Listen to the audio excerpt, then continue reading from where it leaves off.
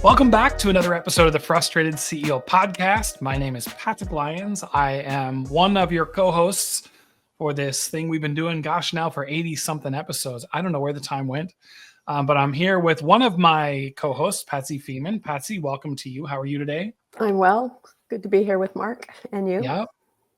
Yep. And now we're down one to our third co-host, Led Tannenbaum, unable to join us today, but he actually sends his regards to our guest because we all have fond memories of when Mark Reifenrath joined us way back in episode 12. So listener, today we are welcoming back Mark Reifenrath. Mark is the CEO of Spinutech, which is a full-service digital agency for growing businesses who need lead gen strategies to accelerate online sales. They boast a client retention rate 4 times higher than the industry average. And if you remember our conversation from way back when, the first time we had Mark on, their employee retention rate was also quite high. So we're intrigued by why and how that's happened. Now, as one of the original founders, Mark's grown Spinutech from a college startup to one of the premier full-service digital agencies in the country. In addition to running Spinutech with offices in a whole bunch of states with a whole bunch of employees, and he can talk about that, Mark is also a husband of 1 and a father of 3, father to JP, Jack, and Jory.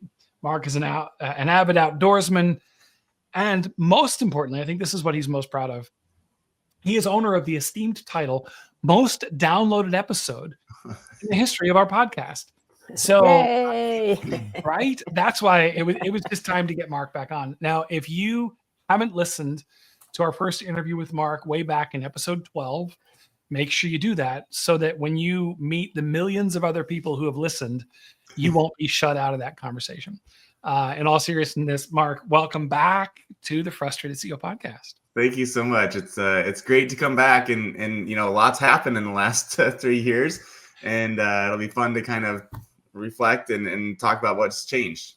Yeah, gosh, you're right. If you think about that, we've grown up a lot for sure from episode 12 to now, and you've gone through a lot as well. So when we first met that episode, we had just started I guess it was August when that episode came out.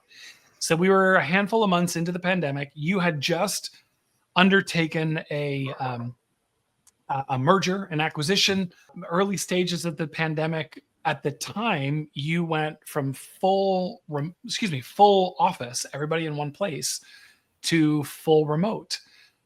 Take us through what have you learned in that process in the last 3 years? Yeah, and we leaned in pretty heavy right away. We had everybody go remote, and then we started to hire people all over. We peaked at 32 or 34 states, I think, of employment. We're down to maybe 27 now, which is a whole episode probably of just the tax problems and all that. But, you know, I think a lot of us hung our hat on being good leaders, and we didn't realize we were good leaders in a certain playing field. And now the playing field it's one-on-one all over, and we don't have the osmosis of walking around the office and overhearing conversations. And so how do you replicate that? And, you know, I think we do a good job of leading a remote team, but we're certainly not perfect, and we're striving to try to set the bar for everybody else. But it is tough. It's hard to connect with everybody at the same level, or it's really easy to get into your pattern of only talking to those 15 to 20 people that you work with, and then the other people feel less connected to you. So one thing I have said, you know, pre-pandemic, as a leader, you pretty much just led the work version of a person. Now you got to lead the whole person, meaning their personal, like they're needing help in all areas, or leadership or someone to lean into.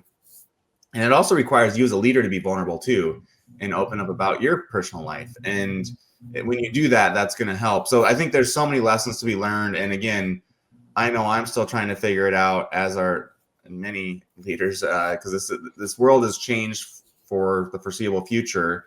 And there's probably going to be some tugs back and forth to different ways. Some people are very rooted in only doing it one way.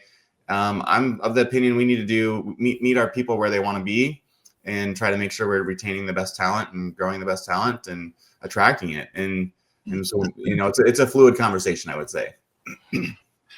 My mind immediately goes to Patsy. I know you're going to want to dig into it too. Already a great nugget, right? Pre-pandemic, you led the work person. Today, you have to lead the whole person. Yeah. Expand on that. What does that mean? If speaking to a listener, a leader who's got would you say that's even if you're back in the work environment that? I think so. Yeah. Talk more about that. What does that mean? I think societally we've just changed, and what the pandemic is it took everything and put it into the same messy pot. And so what that means, and we used to say this, sometimes work gets in the way in life and sometimes life gets in the way in the work. And, that was a fun saying, whatever, of trying to be understanding. But that's just true all the time, because I have to lock my office door here because Jory tried to barge in right before we started, and I had to remind her, hey, sweetie, be on this thing. Those aren't problems or situations we had pre-pandemic. I would have been in an office. You would have been in an office. None of those would have been concerns. And I actually think that's a beautiful thing.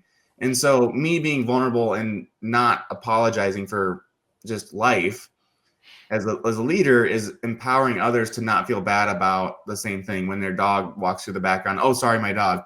Don't apologize for family. Don't apologize for just life, because it's going to happen. I think I like the depth it takes us all too of how we are able to connect with another person on a deeper level than just the work version. And sure, we may have talked about personal things, but if that person left the work environment, did you still keep in touch with them?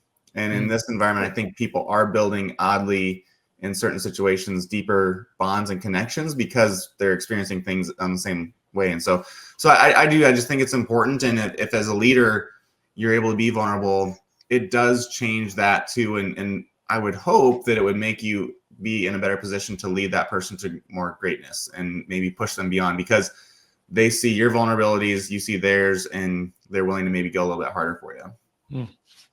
Yeah, I've talked to so many people that one of the advantages of what we're talking of all remote is like they get to see how people live. They get to see, I got, turquoise walls, you've got whatever. So that's been, I think, hard for people, but also refreshing. So I'd love to hear more about what lessons you've learned in becoming more vulnerable, a willingness and a practice of becoming more vulnerable. I think it just, again, it humanizes you. I mean, literally just last week I was, we have 2 dogs. One of them walked in here and I was on a phone call for a pitch prep. We were getting ready to pitch a client. And the dog started to act like it was going to throw up. And I'm on this call trying to manage this on the side and shoved his head in the trash can. I'm like, guys, I'm sorry, my dog just puked but luckily I caught it in the trash. It was like such a family moment, a human moment, like that as a leader, you wouldn't necessarily want to admit. And I was like, I'm sorry, I'm going to take him out real quick. And, and so I did that and come back and they're still laughing about it. And so again, it maybe lightens the tone a little bit and hopefully creates an approachability.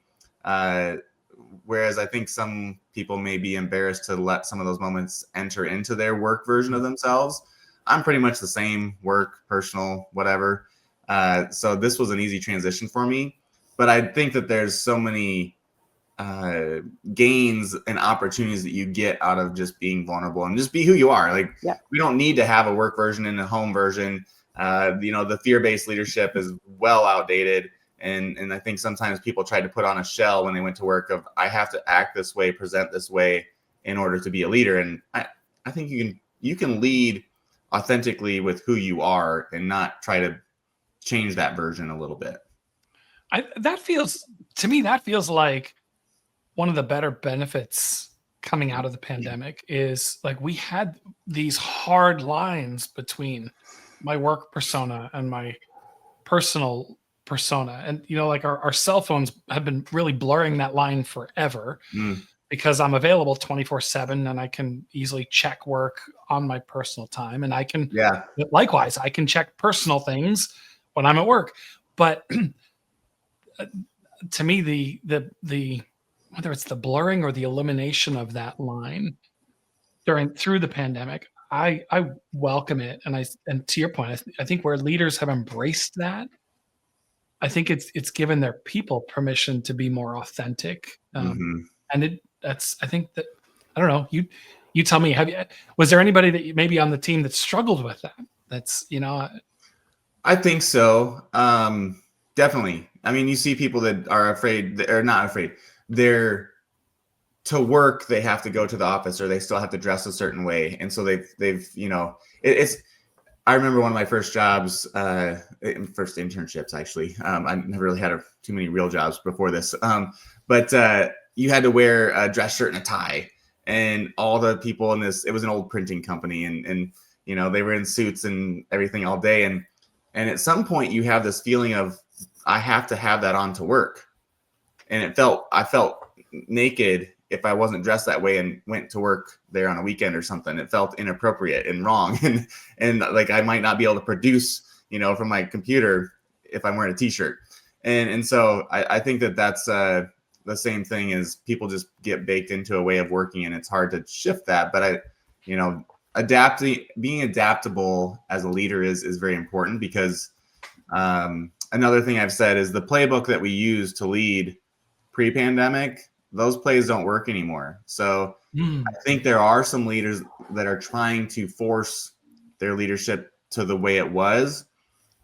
And as an Iowa fan, I know you'll appreciate this.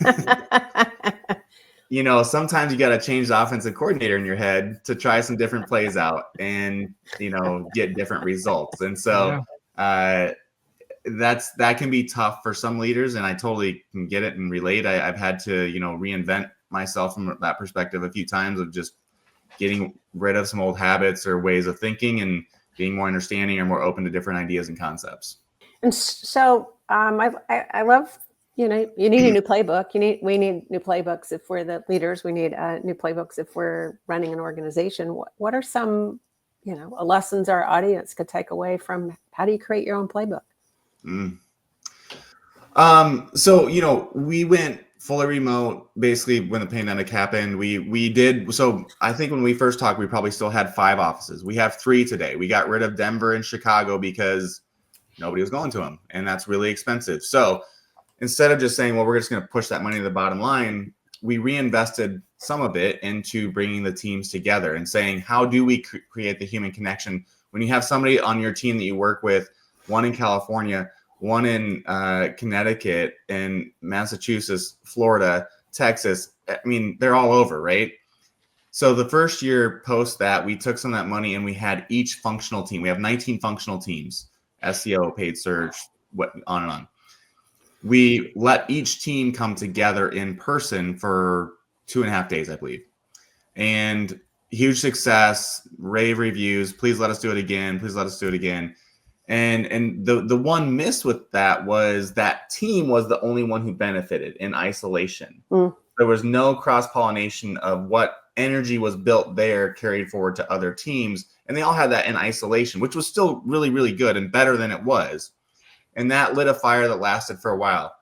We decided, why don't we just do an all-team meeting in Des Moines, Iowa in May? And so this last May, that was the evolution of the next thing, is we said, we're not going to do the team meetups. We're going to do a 3-day event in person. We brought in outside speakers and training. And I tell you what, as a leadership team, that's quite easily, we said kind of afterwards, it exceeded our expectations. It's one of the best things we've done as a leadership team.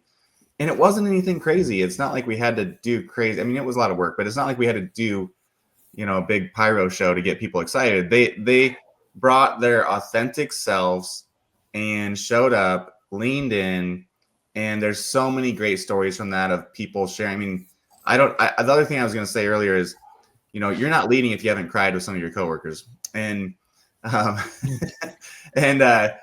mean, I'm on stage and listening to one of our team members give this just ride or die speech about Spinutech. And I'm up there just, wiping away tears and kind of embarrassed, but kind of proud. And it was just such a magical moment that I think a lot of people remember for a long time. But that just embodies the power of being in person. Imagine if she gave that same speech over Zoom, it wouldn't have landed the same way. She probably wouldn't have gotten emotional because everybody wasn't looking at her. But we also did fun stuff that was stupid, like brought first night trying to break the ice, we brought, I think, 4 people up and we did the hot dog calling contest. So you're selling hot dogs in the stadium and what's your call, and so people just it was so fun. People were laughing and we had a vote on it, and so we just messed with people. I also sent a text message that came from Mark, the scams that go out say, this is Mark, I'm in a meeting. Can you please call me? And it's not actually me. I actually had our IT guy send that to the whole company when I was up on stage. And we gave, I forget what we, there was a prize for the person that came up and said, hey, I think something's going on. So when I walked down, there was like 5 people walked up. I was like, hey, I think somebody's trying to spoof you again. We don't want to tell everybody. And I was like, I know, it was me. So those are just opportunities to, again, I'm a prankster, but like to humanize the whole experience and just make yourself approachable. Yeah. Now, so as I hear what you're talking about, I know that wasn't free. Bringing people in from all over the place, right? That costs money. And I'm sure a listener is thinking the same thing. Oh gosh, if we were to do that, that would cost right? Everybody goes to the dollars and cents. How would you describe the ROI on an effort, on an endeavor like that? Well, so the cost, that's real. I mean, that was a $150,000 investment easily. And that doesn't include the time that we invested that was non-billable then. So it could easily be double that and beyond. But that's the complete wrong way to look at it. There is an ROI, and I mentioned starting that flame or that fire. So if somebody leaves that event and that flame is now burning, I believe because of the power of bringing everybody together at once, that flame is going to last a lot longer. And if it starts to dim for somebody, another team member might reach out to them at the right time and be able to kind of reignite it based on a bond or connection that they made at that event. And that was really cool, watching all the different people. Oh my gosh, we've never met in person, and hugging and spending time outside of our structured time together and just chatting in the lobby or the breakfast area or whatever. Again, that's the stuff we miss every Tuesday we go to lunch. Mm-hmm. Or Monday mornings, we're going to talk about Sunday night football or my team or whatever. There's just all those little moments, the casual collisions that used to happen in the office. And now we have to create forced collisions. And this is an opportunity that we have to invest in, because if we don't do that, the Great Resignation is a culmination of so many things. But one of the things with that was, if I want to resign and leave the team, man, I'm at home and I literally don't have to confront you and be like, hey, I'm not going to be able to do lunch with you on Tuesdays anymore, and tell a friend that I'm leaving them too. It's a lot easier to quit than it was 4 years ago. Mm-hmm. And so that helps create a stickiness and a bond as well that makes people maybe a little more invested as well.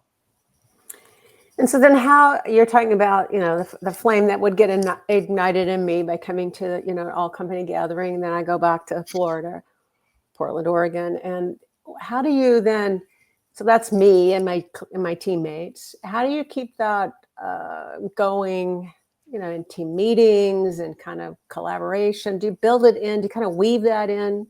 Mm-hmm. To some of your everyday activities? Yeah. Just from that event, I know there's a lot of pictures that have come out from it that have been used. And we just had our all team meeting today, actually.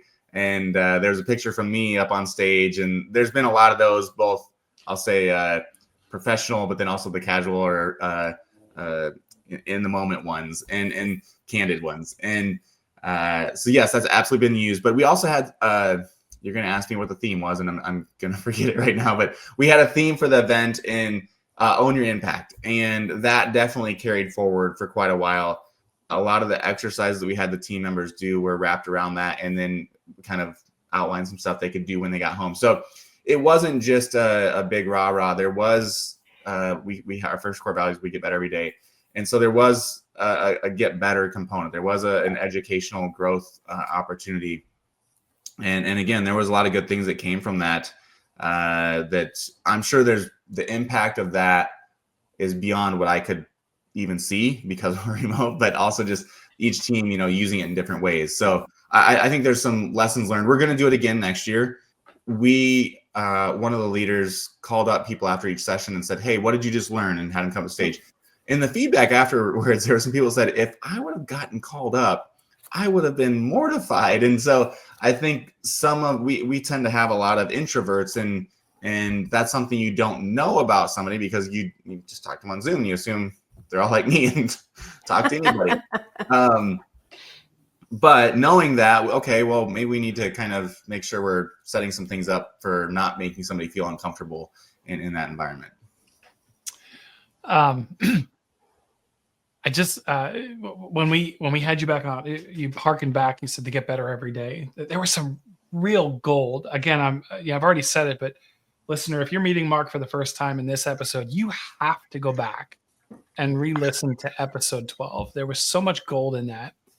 Mark, one of the things you talked about in that episode was you had real metrics, real KPIs to measure burnout, right? To measure that to make sure that your people weren't working too many hours, right? And that they were getting professional development. I remember that. I provide that as context to this question. One of the big concerns that a lot of leaders had when their people went virtual, and even today still being virtual, is, are they going to work as hard if they're at home? Then, if I can't see them, they're not working. It's kind of that mentality, or I'm not sure that they're working. You actually had an infrastructure in place to measure that. Mm-hmm. What did you see? That was a challenging time. People were, concerned about family members or sick themselves. Did you see productivity go up? Did it go down? Did you, and then how did that metric serve you through that, through the pandemic? So I think it's easy for people to make these quick and rash decisions of nobody's working.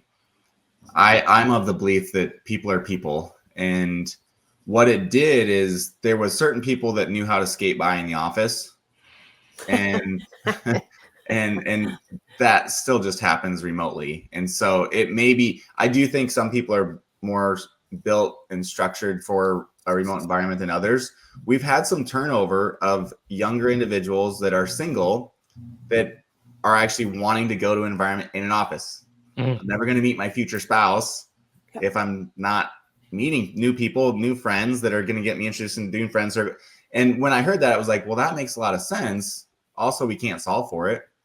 And so, there's no metric that says that. They're a great team member, but there's not a lot I could do to change that. And so it's just a different game is what I would say. And yes, the metric still matters. We track, we get a red flag if somebody's worked more than 43 hours. If it happens multiple weeks in a row, we care. You haven't taken PTO in 90 days, we have a flag go up. And it's oftentimes just a conversation. I also think people, and I don't want this to be misinterpreted because I know people are busy, but I think people's busy meter is more easily set off than it was in 2019, 2020, if that makes sense. Tell me Yeah, more. tell us. Yeah. I think it's easier for people to get overwhelmed right now than it was in 2019, 2020. I think if we were to compare the actual volume of work we were doing in 2019, 2020 to the actual volume of output we're doing today and how we feel about it from a stress level, it's higher today with less work than it was with more work back then. That's my observation. It's an opinion. It's not factual of any data, but I that's what I feel. And so again, you could complain about it or complain that people aren't working because of remote or whatever. But as a leader, okay, so you think that, well, what are you going to do? Have a conversation, check in with them. It's easy to cheat the data too and put in time into the time system and whatever. But we've come up with a simple, we say get stuff done, GSD. We might say it a little differently. And then there's the give a factor. Do they give a yeah? Give a shit. You can say we're not a children's podcast. It's okay. Do they have the give a shit factor? Yeah. And so are they literally showing up, and when something goes wrong, do they care enough to try to go the extra mile to make it happen? And that's an uncoachable thing. They either have that or they don't. I can't come to you and be like, I need you to up your give a shit meter. like that's just not really something people can turn on and turn off. And so, but it, you know, the line I like to use if I feel like somebody's checked out, and I've done this for a long time, is I would come to you and say, Patrick, my perception is that you are not showing up all day, every day. I'm only getting you maybe 3 out of 5 days, your best version of you. And I really need that to be 5. And here's some reasons I feel this way, and try to cite some specific examples. I hope I'm wrong. And Patrick, I would love for you to tell me why I'm wrong right now. And that's a really hard thing to answer if I'm right. and as a leader, you don't want to be right. But, you know, it really pushes them into the corner of, you know, having to kind of own that, or, you know, make some other decisions. So not fun conversations, but I don't know if I had used this phrase with you last time, but the simple way of saying that is attack the problem, not the person. Yep. You remove the emotion and the history or baggage from it, and just say, here's the problem. And so that's why in that situation, what I'm saying the problem is my perception and what I believe it to be based on these things. Please tell me differently. The other thing that I think is important in this environment is, if I were onboarding you in day one of the things I would talk about is, you have my permission to give me feedback. And when you're ready, I would like your permission for me to give you feedback. And if you have that social contract with everybody, it sets up the table for this get better mentality of everybody should be giving everybody feedback. And this is a very sports related thing, but you go to an NBA game, a college basketball game, any sporting really with a team, you'll see the coaches are coaching, the assistant coaches are coaching. I mean, everybody on the bench is coaching in essence, but the players on the field are also helping coach each other. They're giving constant and continuous immediate feedback. And the example I always use is, if it's game 1 in the NBA season of 82 or whatever it is, how many games they play, it's not like you would say, I'm going to write a note down and provide this feedback after the season's over. Right. And so as a leader, why would I not give you the feedback instantaneously in the moment right away? Whether this is virtual or in person, it's harder virtually, but giving this feedback instantly makes both of us better. And if I approach it of saying, I want to share some feedback, and I'm sharing this with you because I want to help make you better. Again, it's disarming the situation a little bit, attacking the problem, not the person. And then also as a leader, I think we have to lean in and say, if you would like my help or support in pushing you and helping you grow in this area, I'm willing to help. And I would expect the same of them for me if I were in that situation. So whatever it is, just being willing to help and show up. Now, what's happening a lot in this environment, let's say that the 3 of us were on a client call and I noticed something, or you noticed something about me, and you're my leader. And what do? We all hang up, and we don't walk out where I could be like, hey, can I just grab you for a second? And so now I have this decision. I'm sitting in this office by myself, and I'm going to run through the scenario of, do I reach out right now and just tell them and reach out virtually, or who's going to know if I didn't? Nobody. And so it's very easy right now to just not do the little things from a leadership perspective. And that is a compounding growth problem of the wrong thing. Because now what I did is, whether they knew it or not, I validated that was acceptable. Well, there's a lot of juicy threads in all of this, but I'm going to ask the one up. But you have been talking about co-creating together, which is different than working together. You've been talking about showing up as our authentic selves, being vulnerable. If you're not a leader, leadership is really crying with each other. Very admirable ways of being that aren't predominantly business as usual. It requires us to, in my opinion, it requires us to be more open, more understanding, more ability to kind of be raw sometimes. Mm-hmm. Do you hire for that? And then, coach to that? How do you foster that? It's not. So I don't know that, hire for it or try to, sure. This goes against the grain for how society thinks it's acceptable to work. Yep. And so what I would say more is, I have more than many times I've had to have conversations with individuals saying, hey, it's okay. put your guard down. Like, you don't have to have it up with me. Like, I need the real you. I need you to be unfiltered around me. Like, just tell me what I need to hear and don't need to hear. I want to hear it all. And society would say that's not the way you should do it. And I guess I just don't know any other way. I'm just an open book. And I think in our call, Patrick, I said, there's no hidden agenda here aside from if one person listens to this message or whatever, and it changes their approach and makes the workplace just a little bit better. I'm not perfect, but there's one nugget they can take and it makes their work environment just a little bit better. That's great, because the work environment, generally speaking, kind of sucks. And I'm a big believer we're not put on this earth to just work. And if we're going to work, why not have fun? And that's one of the things I say in onboarding too, is setting an example of, there's this old saying, work hard, play hard. And they're always said as like, we work hard and then we play hard.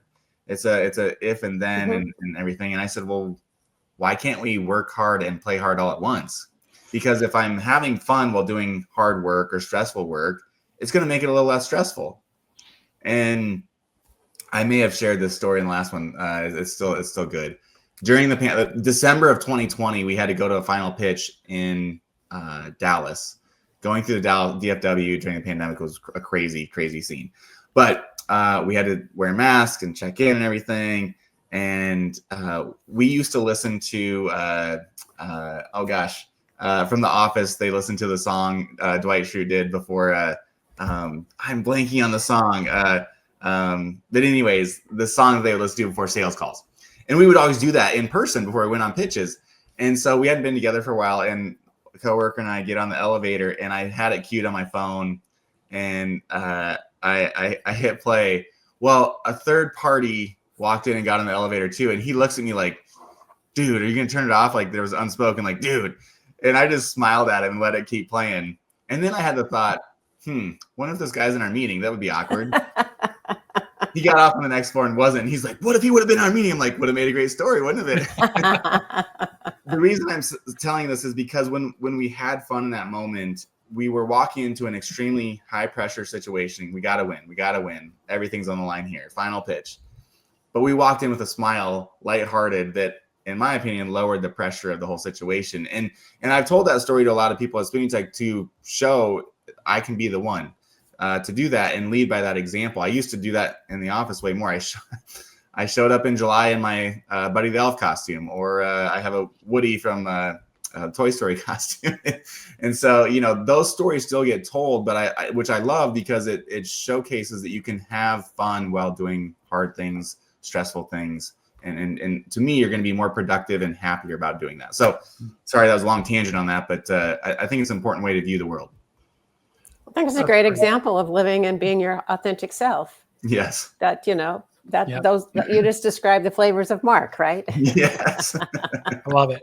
And Patrick could have fit in that a little bit too, but not me.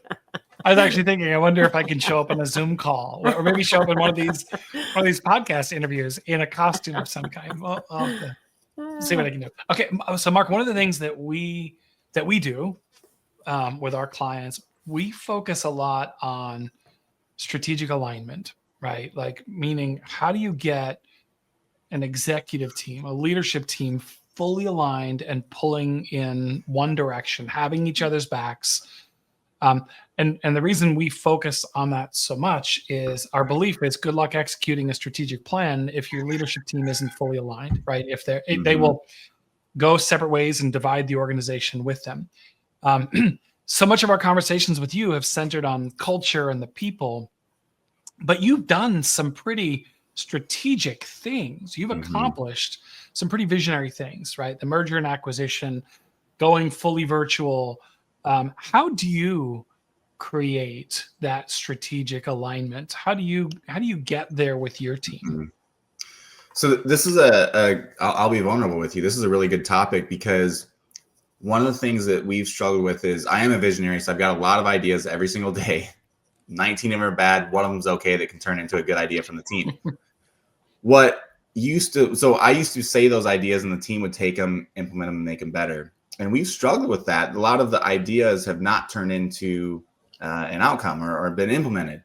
And I still think that they're decent ideas that could have been made great. And so you ask why that happens or what, and I do think that that's partially being remote. But one of the things we've talked about a lot in the last year, so a year ago, rolling out our kind of annual planning and our 2024 plan, we updated our vision and where we wanted to go and some of the things we wanted to achieve.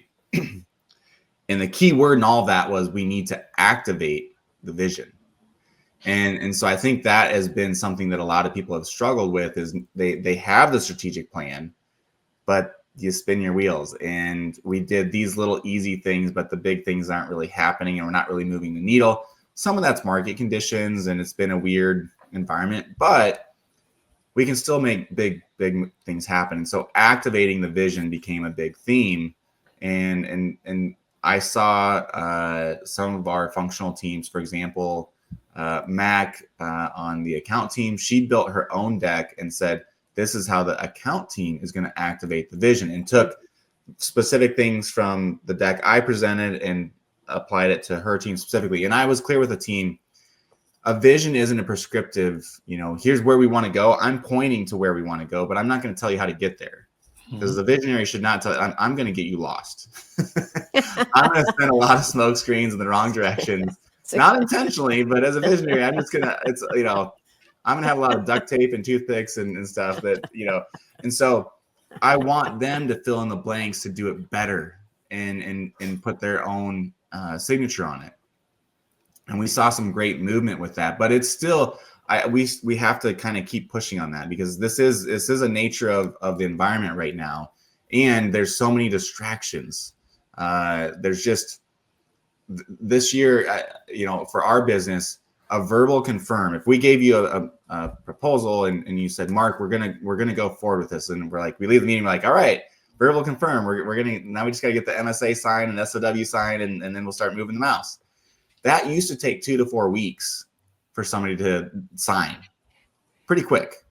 It's 2 to 4 months now on average this year. And so there's fundamentally just changes. And so there's a lot of, and not only that, but CMOs, they've been under attack. I mean, last 18 months, well, their tenure right now is 18 months or less, but we've had a ton of our client contacts get turned over. And so that's a different leadership challenge because, we now have to defend ourselves, and that puts pressure on our teams in different ways. And so there's just I think there's a lot of factors outside of your business walls today. And this is specific to our industry, but I think there's a lot of these things that are impacting a lot of businesses. I'm sure you guys are seeing that too. And those are hard things to all factor together. And so I believe leading today is harder than it's ever been. And I don't see it going back to the easy way of leading as it was before. I think there's a higher rate of CEOs resigning than ever in history. So yes, there's a lot of evidence for what you're saying. There's an attitude of do more with less and get the same or better results. Yep. And that math doesn't math. And so I've talked to our team about put yourselves in the shoes of our clients because they are under immense pressure. And we can get frustrated with them at times because of how they're treating us or their demands on us, which if you need to let the big emotion out, let it out. But just remember why they're feeling that way, why they're making those asks. And we can kind of meet them where they are and understand that the pressures they're on. Now you can maybe have a different conversation about what do you actually need to feel comfortable, because our results for our clients have still been very good, but it's kind of similar to something I said earlier. Same results today versus same results in 19 don't feel as good. And so getting them educated and put in a good spot. And that's, so there's just different coaching and leadership in those moments with our team as well as with the clients. That's another great example of accepting our humanity, right? Yeah. And the playbook, that's a different playbook that used to work that doesn't now. Yep. I have lots more questions, but I'm also looking at the time, and we are want to be respectful of your time, Mark, as well as our listener. So Patsy, do you have any more questions from you that are burning questions before we maybe round third and head home, as I like to say, and with our Let's Get Practical. I like you have lots of questions. None of them are burning, so I will. We'll just have to have close Mark for the day. We'll have to have Mark back again at some point, because Mark, there's always some nugget. There's always, when you and I connected a few weeks before this recording, just to frame today, I shared with you some of the things you said in episode 12. I've committed them to memory, and they've made me a better consultant. They've made me a better leader. So I'm. Yeah, again, appeal to the listener. Go back and listen to episode 12, which is only going to make episode 12 even more downloaded than it's ever been. But it's worth it. It's a great listen, as I think this one is too. So maybe that's it. Let's wrap up so that we don't keep Mark forever. This is the part of every episode where we want to give you, our listener, practical things, key concepts from today, ideas, tips, strategies that you can implement with relative ease. So that you can start making progress as a leader. You can grow yourself, grow your organization, grow your people. Mark, we'll let you go first. Any key insights from today, or anything that we didn't ask you? Like, if I had 2 or 3 pieces of information, like that, these are my biggest nuggets of advice or wisdom. What would you say? I think right now, just go back to the being human, being vulnerable, challenge your playbook. That's an easy one to overlook, and there's probably things you're doing that you don't realize have become outdated or aren't meeting your workforce where they're at. And so be vulnerable, ask for that feedback, and make sure you're updating your playbook every year, and don't be the Iowa Hawkeye football team. That's perfect. I know I've got to find where I had that one written down, the playbook. So I scratch that one out and don't read it. Patsy, what do you have?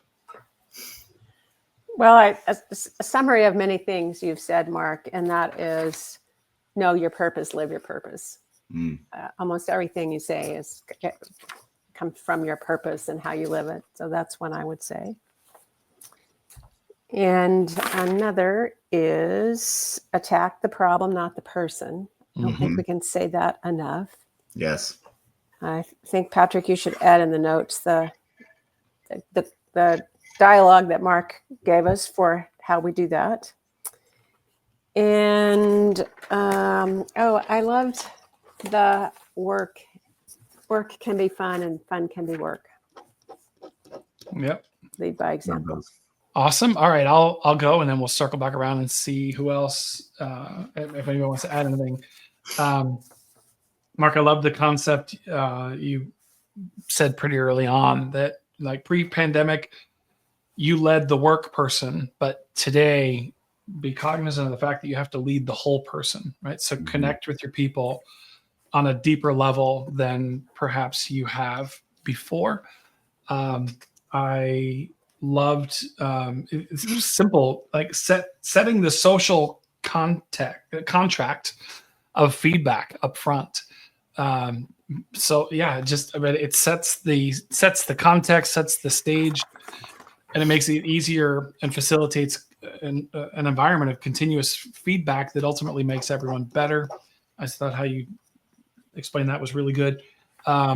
It's a great tip because I fall into this myself. That you said it's very easy right now in the virtual setting to not do the little things, but that will catch up, right? That's not how you're going to create a high performance team. So maybe the advice is, if you would have done it in the office, I don't know, or if it's the right thing, do it, even if even in a virtual setting. And then the last one I'll add is it's really a question to the listeners. What are you doing to activate your vision? I thought that was really good, and engage your people. As Mark, you had an example of somebody on the team that did their own deck. Communicate your vision without the how, but engage your people and engage your people in answering the question, how will we activate the vision? I think that's really all good stuff. I have more. Anybody want to add any more? We'll circle back around that you think are useful. I have one, which is about the last thing we talked about, is put yourself in the shoes of your clients, because they're under immense stress and pressure as well. Mm-hmm. I think the distractions, the complexity, the humanity, I mean, all of those are expanding in new and unexplored ways. Yeah. I think another thing, this could be a whole episode in itself, but we went all this time without saying AI, which is pretty good. But that is going to dramatically change the way every single person works. And I don't think we are talking about that from a leadership / human perspective enough. You know, even as a leader, I might have 50 agents, bots, whatever you want to call them, or more working for me. And the requirements of the new workforce are going to be drastically different. And we don't know the impact of that, how and what that really looks like. Yep. And so in some regards, it's going to force everybody to be a leader, because they're going to have to lead these virtual assistants, these bots and agents. And that's going to be hard for some. And so I think I would just reiterate now, as a leader, stay on top of the evolving things, and you're going to have to reinvent yourself if you want to really survive to this next version of work. It's going to be unlike anything we've ever seen, but it's coming fast, and you got to be very open to change right now. Yeah. And that's really a great reminder for because we're right in that, you know, if you haven't already done your strategic planning for next year, you know, you're late. And part of strategic planning is paying attention to the trends and figuring out how do we either capitalize on what's coming, or how do we insulate ourselves from what's coming. So you're right. Maybe that's the excuse to have you back. Let's see. And sooner than 3 years. What we're talking, the rate of change, even 3 months is starting to seem like a long time. Yes. Exactly right. Yeah, it won't be 3 years before we have you back for sure. Awesome. Mark, if somebody is interested in learning more about Spinutech or engaging with you, if they're looking for, right, again, we said your client retention is 4 times the industry standard. That's because you get results. So if there is a listener who's interested in lead gen for their business or anything else that you might serve, what's the best way to get in touch with you? Yeah, so you can go to spinutech.com. I'm also super active on LinkedIn. I will be posting some of the clips from this show and whatnot too, but just search my name on LinkedIn. I'm always happy to connect and love to have conversations about all these things. And obviously, if you'd like to talk about digital marketing or any of that, I would always welcome that conversation as well. Great. Excellent. And listener, you can find this episode's Let's Get Practical on our website, as well as posted on our LinkedIn. If you are on LinkedIn, you have not connected with our podcast, just do a search for the Frustrated CEO podcast, and you should find us, and then connect, follow the page. And then right while you're there, connect with Mark, because even if you're not a potential client, you can learn from the content that he posts. I know, because I'm connected to Mark, and I learn from it. And then connect with Patsy. She's also on LinkedIn. Connect with me. We'd love to. And if you're interested in being a guest on a future episode, by all means, connect with us on LinkedIn, or send us an email. Let us know. Patsy, anything else for the good of the cause? Illuminating, as always. Thank you for showing up as your authentic self, Mark. Yes. Oh, well, thank you guys. This has been really fun, and you guys make me feel really good. So I feel like I got a couple virtual hugs from you guys. So you did. Thanks for the conversation, and thanks for pushing these topics to try to push us all to be better leaders. Awesome. Thank you for coming on, and as Patsy said, being vulnerable, being your authentic self. It is, your first episode remains one of my top 5, and we're in the 80s now. So I was excited to have you back, and this was a great episode as usual. So awesome. Listener, thank you for sticking with us to the end of another episode, and we will see. Before we do that, if you're interested, if you struggle with any of that strategic alignment or leadership readiness or building high performance teams, that's actually what we do for a living. So we're able to jump in, help you get your business going so that you can execute on what matters most. And that's it. I think, thank you both. Listener, thank you. And we'll see you next time on the Frustrated CEO podcast.